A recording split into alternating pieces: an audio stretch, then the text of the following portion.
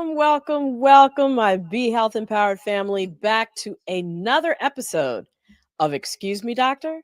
My name is Dr. Melissa Clark. Please call me Dr. Mel. Thank you so much for joining us so that we can do what we do every week with you all, the Be Health Empowered family, which is to make sure that you have the information that you need to make wise health decisions, not just for yourself, but also for your family, your loved ones, and even for your community. So, if you are joining us for the first time and you're new to the Be Health Empowered family, please go ahead and hit that like button if you're checking us out on Facebook. And if you're checking us out on YouTube, please hit that subscribe button. And, for those of you who know the routine, you know that I have to bring in my incredible co-host, for whom I am so grateful. As the music was introing to come in, I just had this wave of gratitude for you, the Be Health Empowered family, and for them for joining us each and every week. So Wayne and Lila, what y'all up to? Where you at? Oh, Mel, that was so nice. I'm grateful for you too. This is a wave. It's a wave. Yes, it's a wave. It's a wave of gratitude. I thought I was in a stadium or something, man. Well, we got a wave of gratitude. There you go. Nice. There you go. So, how y'all doing? Great. Good. Great. It's been a week. It's been a week. It's been just Monday. Monday. Right. It's Monday. It's been a week already. It's Monday. But I hope everybody had a fantastic Mother's Day yesterday. Happy Mother's Day to everybody listening. And I always say to all who mother. And it doesn't mean that have kids. Everybody has that mothering principle. They mother something in their life or someone in their life. So happy Mother's Day to you. Indeed. Yes. Indeed. All the mothers. Indeed. I'm waiting for June, y'all. When June comes. For all the fathers. It's Father's Day. But shout out to all the mothers that currently mother and all the mothers that have mothered and have gone on. So we shout out everybody. I have a number of friends for whom this is their first Mother's Day without their mother. So I know that it's particularly tough. So we send love and strength and comfort out to everybody who's going through that. Absolutely. Yeah. Same. So what we got today, folks? What we got? You tell us what we're talking about. We're talking about yoga. That's what we're talking about. We're talking about yoga, not yogurt, by the way. Thank you for the clarification. Yes. I mean, I'm sure. My knowledge of yoga is stretches or those IG posts where people are standing on their head and got the fourth chakra out and they got the cobra pose and the downward dogs. And I mean, I don't know much else about it. Okay, a couple of poses. Yeah, I know, right? Downward dog. Everybody. All right. Everybody. Come on with the poses. So I mean, I'm doing them here. You can't see me. I'm cut off. I'm doing it. You're right. We'll take your word for it. Right. What's that pose right there? Where you lay chin up. It's called chin up pose.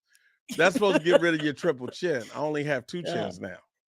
Okay. But he's here all week, folks. So what is yoga? It's an ancient practice that is actually really relevant right now. And it can help us navigate this economic, social, and political craziness that's going on. I used to think yoga wasn't for me until I realized it's a tool for survival and peace. And our guests actually helped me with that. Well, I am glad that is the case because we need that, especially right now, just like you said. And I often talk about how, mismanagement of the stress in our lives is a big contributor to illness and chronic disease. We're going to have an amazing guest coming up who's going to help us unpack how and why yoga can be used as a really powerful tool to help us reclaim our health and stay healthy. Well, now I even heard some people talking about yoga that they can't do yoga because it's not Christian, and we're going to get into that, right? We're going to get. Yeah, We are. I think please. that's actually a really important thing for our community. That was actually one of the reasons why I was so adverse to it at first. But I've heard that, from a lot of people. And listen, you don't have to be flexible, vegan, or have a fancy mat. I have a fancy mat now, but you don't have to have that to get anything out of this episode. Just bring your open mind, your questions, and make sure to share this right now so with everyone because we're about to get into it. We're about Right. to get Share, into it. share. But before we do, we got the week that was in All health and right. wellness. The weekly recap. So Dr. Mel, man, I've actually been reading a lot. So that's a change. Instead of, scrolling on our phone, I've been reading a lot. All right But now. I actually saw this scrolling on our phone, so I want to know if it's true. There's a new study I saw that microplastics can contribute to death from heart disease. Come on, man. Yeah, so there is a new study that was recently published, and let's just first set the table with what microplastics are. They're chemicals, or they're plastics that have chemicals, and the chemicals are called phthalates, and they're generally put in plastics to make them flexible. And then these plastics are in, food storage containers, clothes, makeup, perfume, children's toys. And what happens is when we are exposed to them, they enter into our body and they can contribute to inflammation, the bad kind of inflammation. And specifically, when it comes to heart disease, it's inflaming our arteries, the arteries that lead to our heart, causing them to get blocked off. And then the next thing is you can have a heart attack if your arteries are blocked off. So this is thought to contribute to 10% of heart disease worldwide among men and women aged 55 to 64. And so that statistic was from 2018. So it's probable that it's getting worse because we haven't really done anything to decrease microplastic exposure in our environment. So like it sounds like they're everywhere, even in our water supply. I've started to not use plastic water bottles and starting to store my food in glass containers. But is that enough? It's a great start, but there are other things you can do, like filtering your water. You mentioned it's in the water supply. You can replace your plastic chopping boards for wood chopping boards. That's one way to do it. Avoid Teflon pans because there are a lot of phthalates in Teflon pans, and as you use them, they get scratched up. It starts to peel off. So yeah, you want to stay away from that. Use fresh produce rather than packaged produce and packaged foods. And then really be empowered when it comes to choosing products that don't contain harmful chemicals. And there's a wonderful resource for being able to do that. It's an organization, nonprofit called the Environmental Working Group. All they do is review products and do research to help people make informed decisions about avoiding these kinds of harmful chemicals. And their website is www.ewg.org. They're friends of the show. Yeah, there you go. Check it out. We have it up on the screen. So we've had them on the show before. They're friends of the show. Extremely informative organization. Wow. Cool. It just seems like it's always something like heart disease from plastic water bottles and now I golf. You see I have on my golf hat. We see you styling and profiling with the golf hat. That's a cute one. That does say Hilton on the side there. I was out golfing. Brothers golf now. But okay. I was back on my reading grind, and it seems like it's always something. I read that because I was investigating moving to a golf course, but I read that. Okay. Yeah, I'm just saying. Hopefully, I'm gonna tell my wife here. She'll find out here that I'm investigating moving to a golf course. And now I found out living near a golf course might increase your risk of Parkinson's disease. Is that true? Wow. Well, there was a recent study published. There's a study for that published in JAMA Network Open. And it found that individuals that live within a mile of a golf course had 126% higher risk of developing Parkinson's disease That is- compared to those that live farther away. That's pretty telling. That's Yeah. a lot. Do they know what's causing it? Well, the researchers in the study suggest that it's exposure to insect and weed killers, those chemicals that are used, basically just about on every golf course and in large amounts to make it, attractive for people to play there. So it's not just living near the golf course, but possibly the chemicals like the pesticides and herbicides used there. So Right. look, I got to tell this story. I was playing at a golf course in Georgia. I'm just going to say what state. I'm not going to say what city. And I hit up on the green because I'm good, right? And I was about to putt, and I went to place the ball, and the ball actually had turned the color of green that the green was.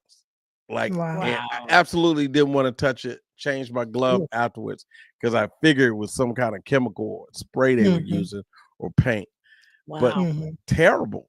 I mean, what about us good golfers who were putting? Well, I mean, I think that's an excellent point just to speak to how much chemical that some places actually use. The study also noted that areas that share drinking water supplies with the water that's used at the golf course, those areas showed higher incidence of people with Parkinson's disease, indicating that water contamination might be the way that people are getting exposed to these chemicals. So that's concerning. Should people living near a golf course be worried? Like just the people who don't live on the golf course but live near within that mile, they should be worried also. So we've talked before about studies that show association, but it doesn't necessarily mean causation, right? Maybe there's some other factor that's going on at these golf courses that we don't really realize. But it is a reminder of the potential health impacts of environmental exposures of any kind.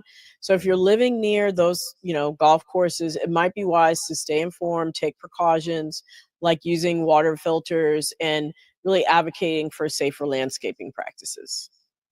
Wow. Okay. Wow, All right.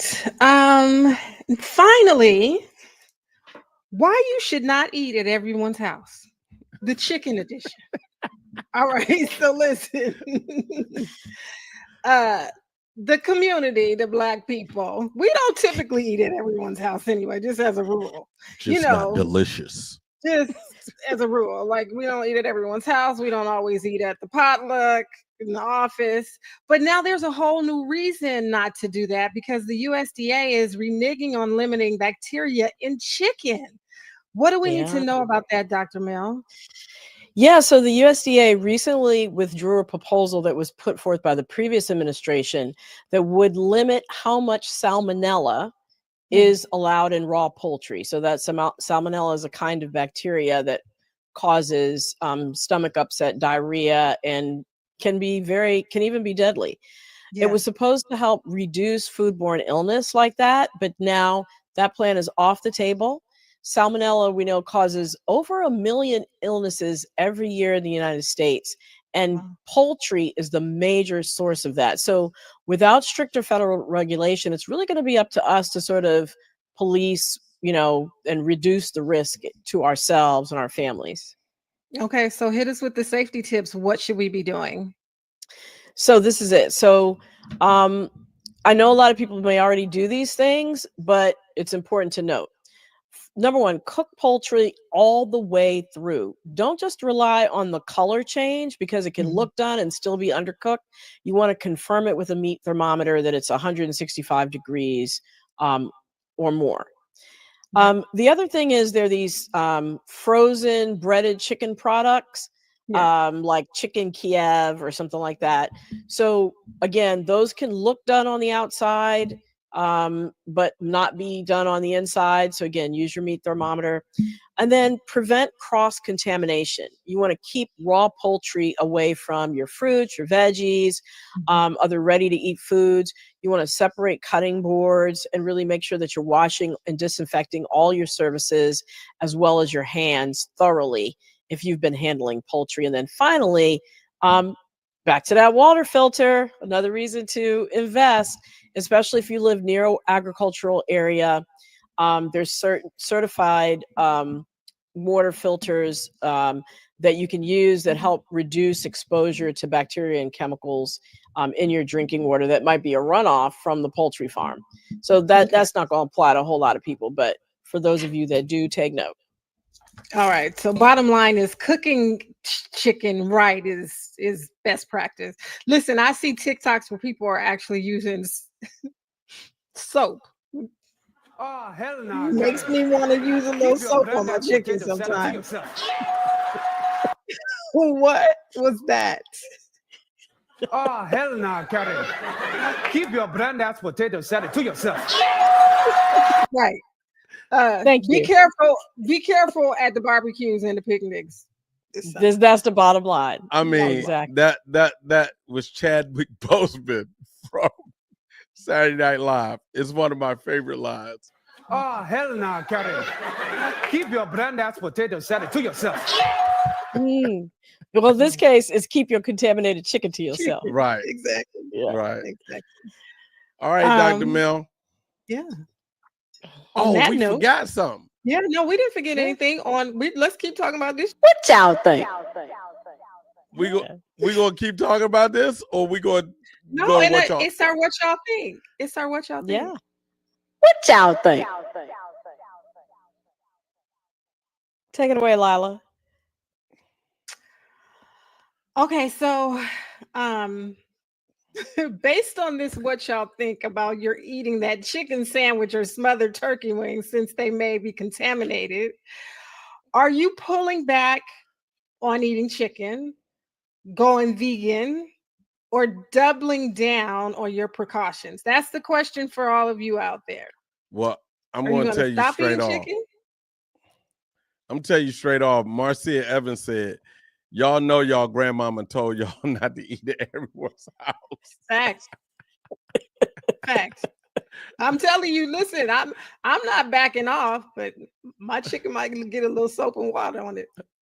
In addition to just regular wash, it might get a little soap and water. Don't put it near the sink though. Because they said you can splash stuff everywhere. Don't put it. Right. I mean, they put that joint in a bucket outside. Yeah. Dunk it a few times. There you go. You don't want to splash water all over your kitchen, and then you got salmonella everywhere. You got what, Dr. Mel? Salmonella. See, I knew you were going to pull me up on that. I'm just checking. On that note, we're going to see both of y'all a little bit later. Because we are going to move into our feature, our main discussion for tonight. And that's yoga. You know, I often discuss the 5 self-health actions: nutrition, hydration, sleep, movement, and managing stress. Because, and I often say that last one is the most important, because how we manage our stressors are arguably the most important factor in how and when diseases show up in our life. Stress is often directly linked to high blood pressure, diabetes, heart disease. And we know that they show up disproportionately in Black and brown people. So we're talking about yoga today. Why it's not just another form of exercise, but potentially a powerful way to reclaim your health. And to do that, we have an incredible guest. Her name is Salena Collins. She's not only a dynamic yoga practitioner who opened Inglewood, California's first yoga studio, she's also a wellness expert, an educator, an advocate who's making space for healing on and off the mat. She's an employee wellness expert for LA County Schools, or LA County Office of Education, and she developed wellness initiatives for educators and staff in that role. And she's also a lecturer at the University of Southern California in their Mind Body Health department. Welcome, Salena. Thanks so much for joining us. Thank you so much for having me, Dr. Mel. Super excited to be here. And I am impressed with how much you guys know about yoga. I heard all of the poses mentioned earlier. It just lets me know that the beauty and the power of yoga is definitely spreading. So thank you for having me. Absolutely. Absolutely. My co-host Wayne Bruce is up on it. So let's start off though with basic definitions for everybody. What is yoga? And what does it mean? What does the word mean? And what is it exactly? That is a great question. So yoga itself, the term is derived from the Sanskrit term yuj, which is spelled Y-U-J. And yuj itself can literally be defined as either a unity, a joining, or union of the components of our being, because we are multifaceted beings, right? We've got the physical part of our being, we've got the spiritual part, we've got the mind, we've even got a portion of ourselves that is associated with our intuition. And so with yuj or with yoga, there are various practices that we can develop that could bring all of those parts of our being into balance or into harmony for the evolvement or improvement of ourselves. So great question. Great to know, because it kind of leads me to the next question, which is, we kind of teased it when I was talking to Lila, and she mentioned that, she had at first been under the impression that yoga didn't really align with Christianity.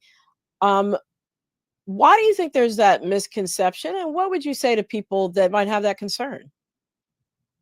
I think that misconception comes from the roots that yoga is associated with Indian philosophy, when all actuality, and I'll speak as a Christian myself, sang in the church choir, was on the usher board.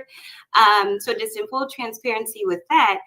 However, once we understand what yoga means, how we just defined it, and how in essence, yoga is about self-awareness, when we can cultivate the practice to fit into our lifestyle, it can actually be of great support to spirituality and to our religion. So I think because naturally of its roots in Indian philosophy, that there is a misconception that it's right away associated with a different religion outside of Christianity, which is actually not true. Yeah. Right. No, that makes sense. So, you mentioned your Christian background, and we heard a little bit about, all the things you're involved in. Tell us about your journey to yoga. What attracted you to yoga, and to eventually open up that yoga studio that I mentioned in the heart of a Black community, Inglewood, California? I would love to. So being raised in a Black community in South LA, my twin brother and I actually were bused to high school about an hour out away from where we live, in what would be considered more of an affluent community known as the Pacific Palisades. And during that time, high school years, I had a wonderful experience. Senior year came around, finished majority of my classes, and I would have to wait for the school bus to take my brother and I back home. So I had a lot of in-between time as far as getting out of school early and waiting for the school bus. And the story is so much in alignment now that I think back on it, how everything just kind of panned out. But I would walk around in the neighborhood of the Pacific Palisades, and I remember walking past this location, and it just smelled amazing. Now I know that smell to be of essential oils and lavender and lemongrass, but it really drew me in. Backpack on, senior, I'm like, what is this place? It smells so good. Go in, a Black woman actually at the desk, which was really welcoming and reassuring to me as a Black kid in this neighborhood. And she said the first yoga class is free. I had never heard of yoga, didn't know anyone that practiced it. I'm like, okay, it's just solely physical. Oh, I could do this. Stuff my backpack in the cubby, take the class, and Dr.Mel. At the end of most practices, you lie down in a pose known as Shavasana, where eyes are closed, you're completely still. And I do not recall a time that I had ever felt so at home in my own body. Wow, that's amazing. Tears that is came to my amazing. eyes, and here I am, 17 years old. I didn't want to embarrass myself, but I remember getting up, and my teacher, my first yoga teacher, he comes over to me after the practice, and he asked me, at 17, have you ever thought about being a yoga teacher? Little did he know, I've never practiced before, never thought about it. After that, so many doors opened that just led me to doing what I do now and what I love so much. Wow, that does sound like much more than coincidence, right? Um, so, and I know people know the Pacific Palisades because that's where a lot of the fires were recently. So we probably have a visual of a very swanky neighborhood, right? Um, Now, moving forward, to your decision to establish the yoga studio in Inglewood, we know that Black and Brown communities face higher rates of high blood pressure, diabetes, other stress-related illnesses. How can yoga be a tool for healing and prevention in our health journeys? That's a really good question. I think that let's go back even before we use yoga as a tool for prevention. It can actually be used as intervention as well, right? Okay. So Hmm. if we understand or take the time to implement certain practices like breath work or like the asanas or yoga poses into our day-to-day lives, then we could become more aware of our physical body and when we're out of alignment, or when we do feel certain stressors rising, or we feel our blood pressure is getting high, we could be more readily available and consciously act on bringing ourselves back into balance or back into equanimity. So it just brings more of a self-awareness to our physiology, to our mental state, to our thoughts. And we could use that not so much as a place of judgment, but more so as like a compass or a guide. If we continuously just kind of go through our days without slowing down and addressing how we're actually feeling, then things ultimately can get out of hand or out of control, right? And then we'll Hmm. be likely operating from a state of chronic stress. So before we get to that point, yoga, meditation, mindfulness affords us and offers us that opportunity to just really dive in and say, hey, how do I feel? How am I when I'm Right. by myself or when I'm alone? You know, Right. if we don't take that time, then our days just feed right into each other. And before you know it, we'll have a stress related disease.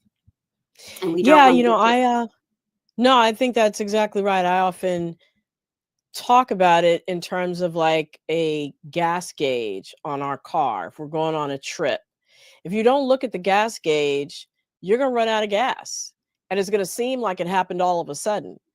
But if you were checking your gas gauge along the way, you would know when something catastrophic was about to happen. And you could do something like stop at a gas station, top off, so that you don't run out of gas. And it sounds like that's exactly what you're saying. Yoga can help you do by doing the breath work, by doing the poses. It can help you check in with yourself to sort of see where you are with your stress meter. So that's great to know. Um, some people also think of yoga strictly as a form of exercise. Can yoga be as effective as sort of traditional forms of exercise like cardio or strength training when it comes to, your heart health and the reasons that people work out? Absolutely. This is one of my favorite subjects to discuss because I come across so many students or so many people. And sometimes people's first reaction is, I don't know about yoga, or I don't like it. And whether that is for religious purposes or whether it's just for physical purposes. But the beauty about the practice is that there are so many styles of yoga. And again, it goes back to the term and what it means to yoke, unite, or join, or find equanimity. We could do that through styles of yoga known as restorative yoga, where it's a little bit more calm, relaxing, and you actually don't stand up at all. Full transparency, that's one of my favorite practices right now as a mom of three. Mhm. I go to a restorative practice for my personal reasons, you know? But then Sure. we've got other extreme where it's a little bit more of a high intensity and you can feel a workout, such as hot yoga, where someone, Mm. let's say, let's just take an example weight of 150 to 170 pounds. If you do a 90-minute hot yoga, you're more than likely able to burn approximately 400 calories. Okay. Wow. Yes, and that's for a hot yoga class. And then we've got a Mhm. vinyasa style, where each of the asanas or poses are linked or synchronized to the movement of the breath. That's another way to build heat and reduce some calories. And then another one of my favorites, we could take it back to the other extreme of a style of yoga known as yoga nidra, where you just lie down the whole time. And it's a beautiful meditative practice. So it's so many styles to choose from to find that balance. Mhm. It's like once you're aware of the different styles, you almost can't say no, because you just find what fits for you and It's what works something for for you. everybody. It's something for everybody. Yeah. No, that's great, because a lot of people just hear yoga and think it's one thing, right? Like it's just poses.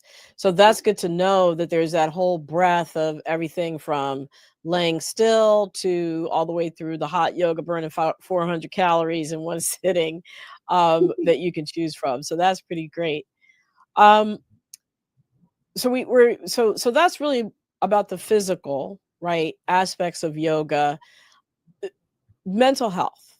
Mental health is a huge issue now. We talked about, all the craziness going on in the world, and sort of the need for people to find a center and be rooted and grounded. And while all this stuff is going on out here, how do you see yoga potentially opening up space for sort of being grounded, um, not being swayed by everything that's happening, or even having just emotional healing in your life?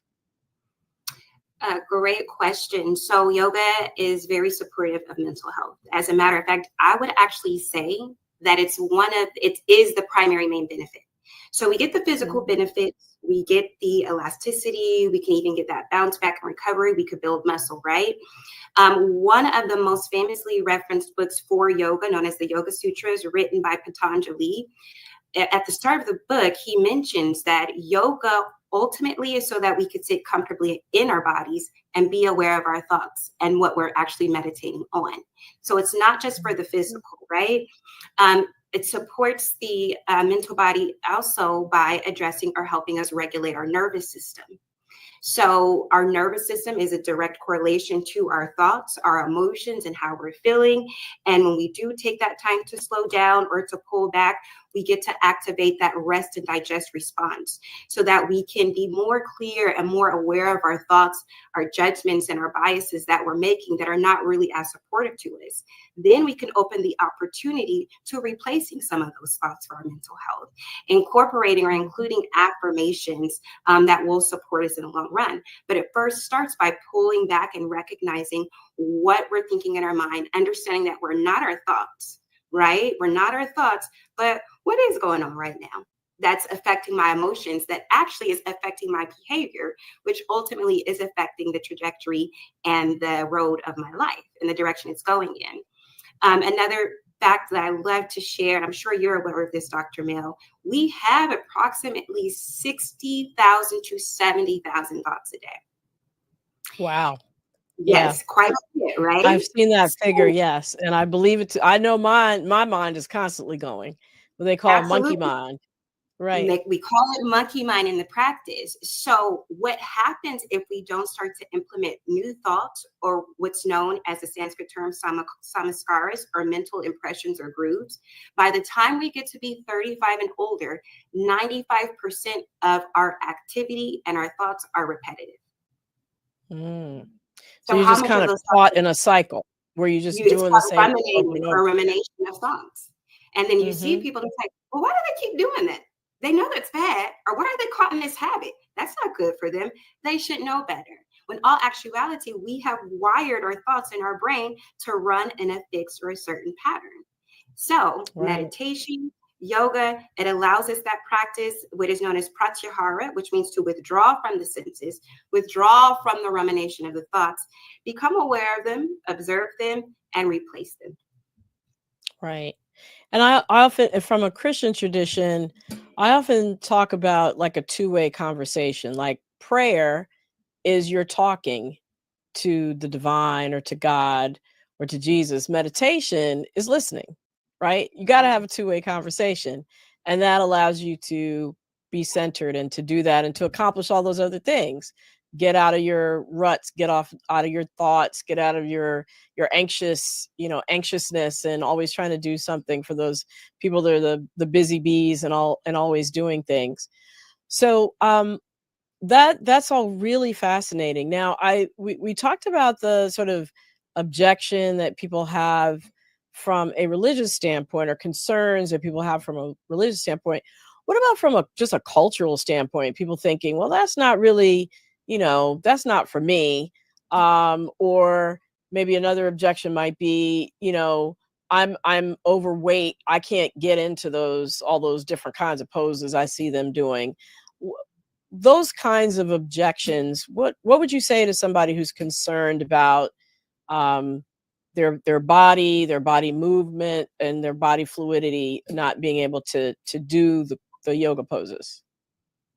I love that. I would just honestly reference back to the fact that there are so many different styles. There's so many different styles. There's something for everybody. And I would just start there. And I would encourage, as someone that does feel that way, to develop, or we can always come up with a plan that works for you. Some people might look at me and assume that because I can maybe touch my toes or sit with my legs crossed comfortably, that I always go for that style. And I don't. I actually go for the one where I'm just laying down, or I go for the more of a restorative practice that requires less movement. It really depends on what you need and when you need it. Yoga, meditation, and mindfulness is completely an individualized practice. So what works for you works for you. There is also a really beautiful study that's rooted in the science of Ayurveda, where you can actually identify what would be called your dosha type, or your individual constitution. And everyone has a different type, and they come in 3. So that's either kapha, pitta, or vata. Determining your dosha type is also really beneficial to helping you to develop a plan that is specifically geared to you. And that includes the practice of not just the yoga poses, but could even go as far as into diet and specific breath work or breathing exercises that works specifically, again, just for you and what you need as an individual. How would somebody go about figuring that out, your dosha type? That's a good question. So there's lots, you could go online and literally type it in and look it up, and you'll answer certain questions. And here is a really quick indication of how you might start to think, oh, I might be this one. Each dosha type is actually associated with a season. So for example, I'll just do Vata. For example, Vata dosha is associated with the elements of air, space, and ether. So when we think of those elements, we think of the comprised of light, airy, dry, rough, which is associated with the season of autumn, right? So, and anything that is associated with movement or transportation. And then we think of the characteristics or quality that we might be experiencing when we're under chronic stress, which might be anxiety. So more than likely, if you are an anxious person or you do experience anxiety, you might have an excess of vata within your physiology or within your makeup of your being. Pitta dosha is opposite. It's composed of the elements of fire and water. So think more heat, acidity. You might experience acne. You might also experience hives. Full transparency, I would be considered a Pitta Vata dosha. And so because of that, even though I can be physically active, I do have a high endurance. Because of Pitta, I lean more towards the cooling and relaxing exercises of restorative and of yoga nidra. Now, I didn't know this information prior to starting my personal practice, but when I started to study more, it all just made complete sense. Right. Makes sense. And so these types, these doshas, can be a guide to what kind of yoga you need to sort of balance your life out and address, and again, avoid some of the chronic diseases that we talked about earlier. You mentioned the word practice. So I just want to underscore, from my understanding, that yoga is not a one-time thing, right? So for people who juggle multiple roles, work, family, etc., how do you easily incorporate yoga into your everyday life in sort of a realistic way that you can continue so that it can become a practice? Thank you for highlighting that it's a practice. I definitely appreciate that. I would definitely say, or I encourage students to actually start with an evening routine. The reason I start with an evening routine is because it's a little bit more easier to implement, and you could carve out more time, as opposed to trying to start or pick something up in the morning. For most of us, we're getting ready ourselves, whether it's our families, and we're trying to get out the door, right? So evening routines are really beneficial because how we go to sleep is actually how we wake up. So if we could carve out even as little as 5 minutes of time before we go to sleep to practice that union or find our equanimity through journaling or svadhyaya, which is self-study, using prompts to question our thoughts and where they came from or what they're rooted in, or maybe do a physical asana yoga practice or a bit of breath work. All of these tools can be implemented into an evening routine to start to send the ball in the opposite direction, right? So going to sleep intentionally, and then we'll more than likely wake up with more of a clear conscience. And how many times have we all experienced going to sleep and we still wake up tired, right? And why? I have. Why am I Sure. tired? I went to sleep. But it's because we did not take that time to unwind and undo the day before. And this is how certain cycles of chronic stress actually start to build. So just understand how we go to sleep is how we wake up, and making your evening routine sacred and a place for you to release everything, and even maybe not release, maybe go over some things that you're actually proud of that you accomplished. That could also get the ball rolling, right? And then I would say that after maybe you feel comfortable enough with that, your practice is going to naturally expand and grow. And you start to carry these emotions and these feelings into the next day and into the next day. Right.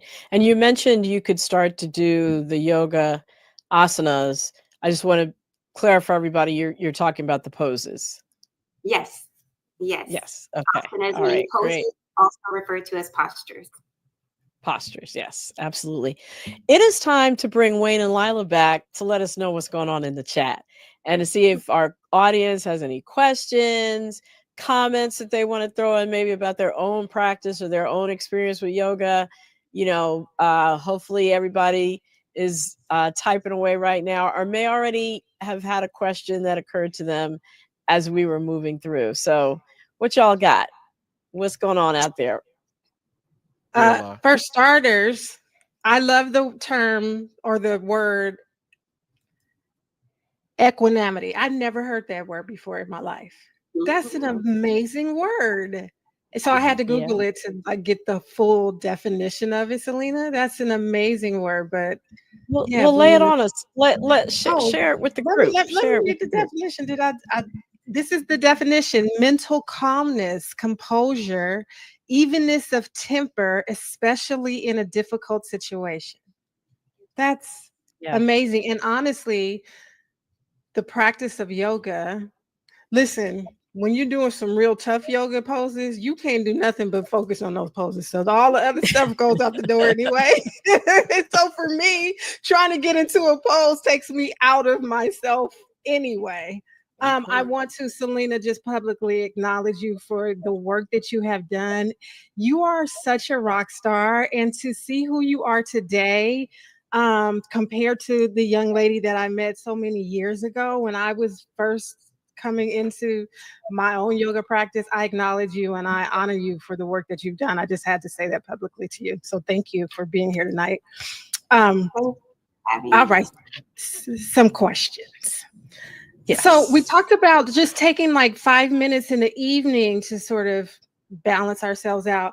I hear a lot about chair yoga, or moments sitting at our desk. Is that a practice that is worth exploring? Absolutely. Yes? Absolutely. Okay. Definitely worth exploring. I would say at some point, almost mandatory to implementing into your life. If you can practice 3 times a day, that would be ideal. Morning, afternoon, and evening. It just considered almost like a reset button, or just how as much as you charge your phone or your laptop, right? We've all got to do that periodically. Wow. Plug in or unplug.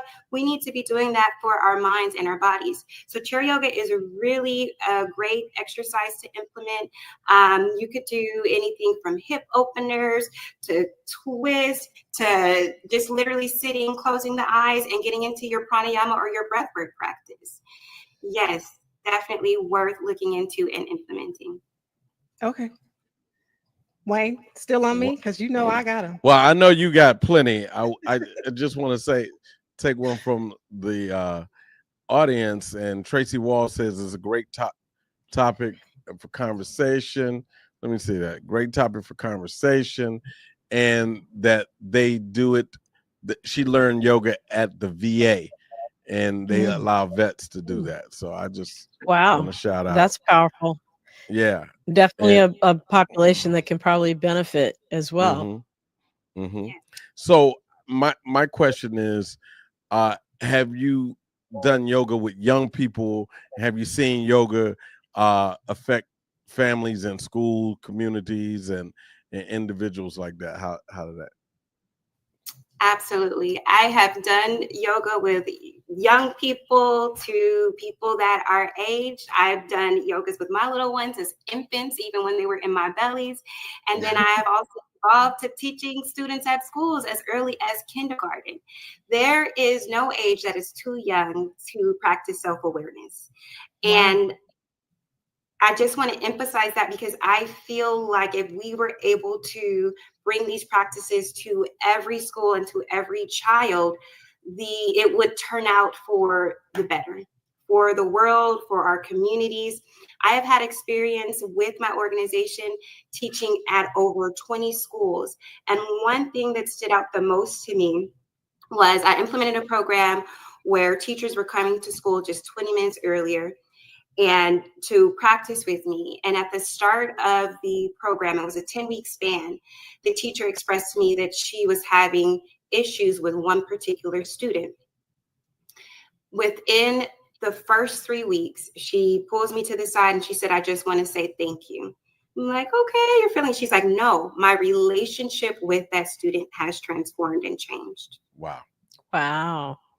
Wow. Because we have the ability to slow down, pull back, recognize that those around us in our relationships, if we're lucky to see it as such, can actually be a reflection, right? So our communication and our compassion starts to expand. And other people feel that. Kids are not. Yeah. Sometimes people think that children are like, oh, oblivious or they don't know. They actually could feel it sometimes a little bit more than adults. Because with adults, our egos and our thoughts get in the way, and we could get to a point where we're like, oh, we know that, or I know how that goes, or I know how this person is. When all actuality, if we could see every day as new, if we could see every interaction, every chance that we get to communicate with each other as something new, then it will turn out for the better for everybody. But I've seen relationships transform and change. Absolutely. Wow. Salena, you said you work with a bunch of schools, and we've sort of already talked about how Christians have had this aversion to the practice of yoga. Have there been any religious institutions that have been progressive enough to? No, not yet. Okay. No, and that's okay. I remember a church completely turned me down when I presented the idea. And I respect it. I think that more information needs to get out there as far as what it is, how it can support us spiritually. And just education, I think, is going to be key to opening doors. I did have a couple students actually in my upward bound, they're seniors, Cal State Long Beach course. And they actually came to me and they said, my parents said we have to unenroll in your course because of our religion. I happily spoke to the parents, explained to them. I even went as far as the extent as showing slides and what we're covering and what we're going over. And the parents actually ended up changing their mind. And they let their children sit in the course. Wow. It's down to education. Right? Because we could get caught in the terms if we don't know what they mean or if we don't know Sanskrit. Right. What does that mean? I'm not sure. But if we spread the word on terms, the meaning, and defining what everything means, I think that there will be less misconception. Okay. Absolutely. So, Salena, if someone has certain problems like sleeping issues or some other sort of chronic issues, Are there specific yoga practices for that, specifically sleeping? Because when we do have high stress, a lot of times it manifests itself with insomnia. Yeah. Yes, it does. There are a couple of things that we could do. One of the first thing that comes to mind is the practice of yoga nidra. Great practice. You could look that up and find it almost anywhere. Another practice that I could actually show you guys really quickly is a breathing, also known as pranayama practice, exercise that is referred to as left nostril breathing. And this is really great for insomnia, great to slow down the mind and the body, and will almost instantly prepare you to have a restful sleep. So really quick explanation. I love to educate on why it works. I'm going to one shot here. I don't. Left nostril. I want to make sure that the audience knows not to fall asleep as Okay. as this is probably going to be effective. If you're driving, save this for later until you get home. Right. If you're ready Don't to do call this it a while night, driving. don't do this while driving. So really quickly, as explanation why it works, left nostril is connected to the right hemisphere of the brain, and the right nostril is actually connected to the left hemisphere of the brain. The full exercise is known as nadi shodhana, or alternate nostril breathing, but just for the sake, again, of addressing insomnia or feeling restless, we're going to breathe only through the left nostril. So the right side of the brain is associated with calming, relaxing. You'll notice that if you do feel a little bit restless or you experience congestion or allergies, if you are breathing in and out of the right nostril, you might feel a little bit more anxious. So we're going to do left nostril breathing, and we'll just see how it feels. So if you could just sit up really tall, if you're in a chair, bring both feet flat. That's important so that we've got an even flow of prana or energy or breath through the body. You're going to use your right hand, gently close off your right nostril. Take a breath in through your left nostril. Use your index finger, close your left nostril, exhale through your right. Close your right again, inhale through your left. So we're only breathing in through the left. Use your index finger, close your left, breathe out through the right. Close your eyes if you haven't already, and close your right again, inhale through the left. Just kind of notice how the body's actually feeling arms, legs. Close the left, exhale through the right. We're going to do this 3 more times. Inhale through the left. Close the left, exhale through the right. We're doing great. 2 more. Close the right, inhale through the left. Close the left, breathe out through the right. Beautiful. 1 more, guys. Inhale through the left. Close the left, breathe out through the right. Keep your eyes closed, rest your hand. Take a breath in. Breathe out through the mouth. And then slowly blink your eyes open. Exactly. Why? You Hello. We're Mr. still on? Producer.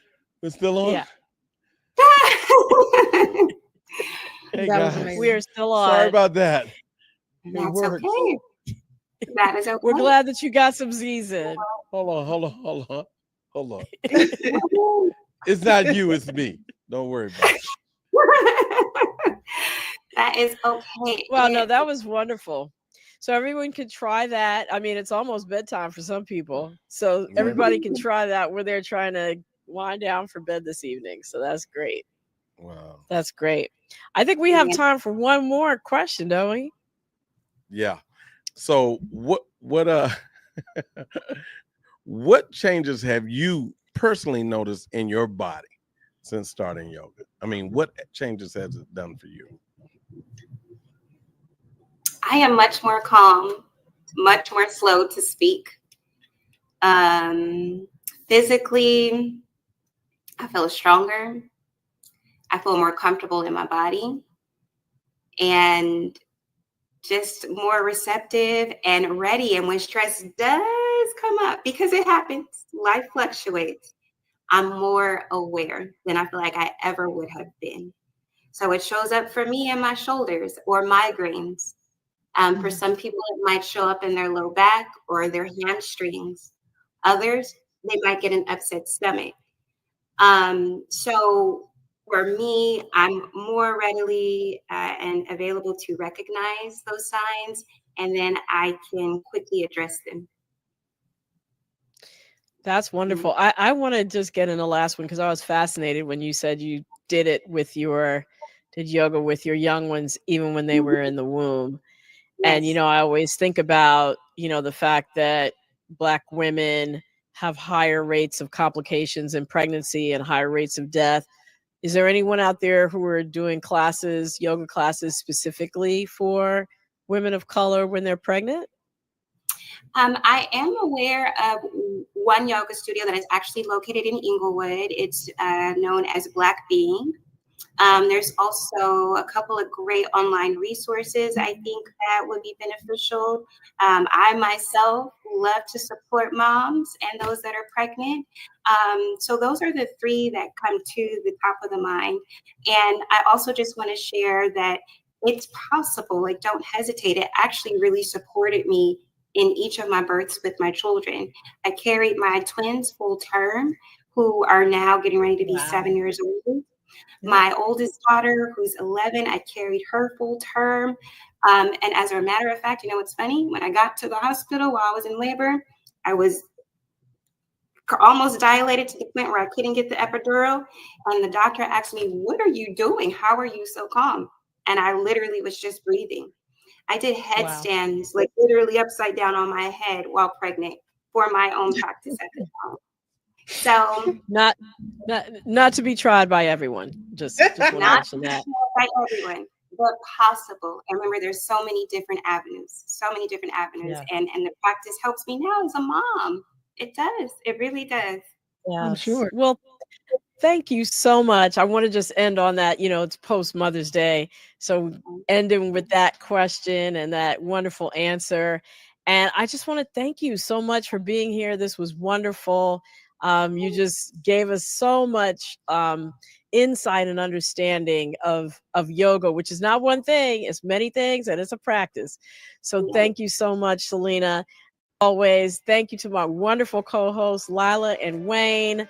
Thank you, Be Health Empowered family. And until I see you again, remember, be wise, be well, and be health empowered.